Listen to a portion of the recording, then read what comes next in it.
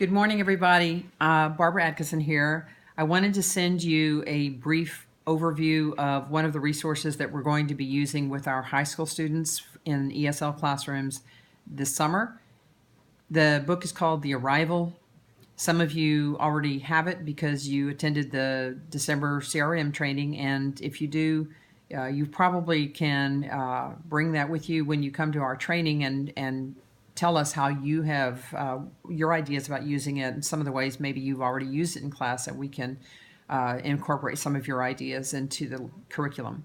The curriculum will be presented to you for the first time on May 3rd in the evening, 5 to 8 p.m. at Lanier. We will be sending out an email invitation for that very, very soon. In the meantime, I'm going to send this book to you, those of you that do not have it, and I will send everybody this video so you can have a sense of what and start processing what we're going to be doing. I did not want to wait until the last minute, the end of May or early June, to give this to you. So anyway, here it is. The name of the book is The Arrival. It is by Sean Tan. It is a wordless picture book and is full of rich images of the immigrant experience, from leaving home to acclimating and bringing your family to the new land. The two different countries are nondescript. Everything is full of fantastical imagery. It's all in sepia. There are images that recur, like the bird that you see in this picture recurs throughout the book. Students are going to be able to draw their own conclusions about what happened in the book.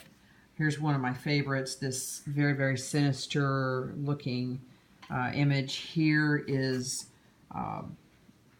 evocative, and I think the students will be able to tell and kind of relate that to some of their own experiences. It recurs in chapter 3, but not in the same exact way. He meets some friends who have a son who wants to introduce the man to his pet. Everybody has a pet, an animal in this story, in the new land.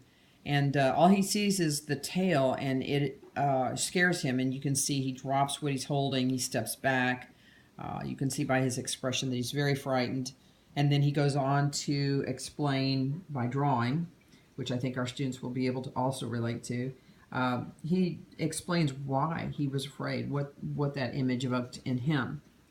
So there are lots of dark stories in here. There are stories within stories. He meets 3 different immigrants that tell their story to him about what it was like for them to immigrate.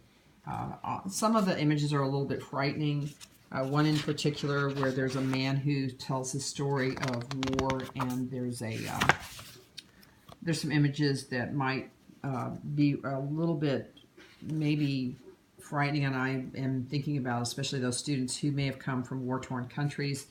And I want you to know that I want you to know that we are working with the social emotional learning team to incorporate some strategies and skills for both teachers and students to deal with these kinds of situations where something might come up for them, not just as a result from this book, but just from, the result of being in school with other students and things coming up. Okay, so anyway, that's it. I wanted to share this with you now. Call me or contact me by email, barbara.adkisson, ADKISSON, at austinisd.org if you have questions in the meantime. I will get that email out to you, or Dr. Ernest will, about the May 3rd meeting from 5 to 8 p.m. at Lanier. And then I believe we're working on a June 6th possibly, and June 7th PD. We will make sure that you get paid for your time and make sure we communicate with you so you'll know what's expected. All right. Thanks.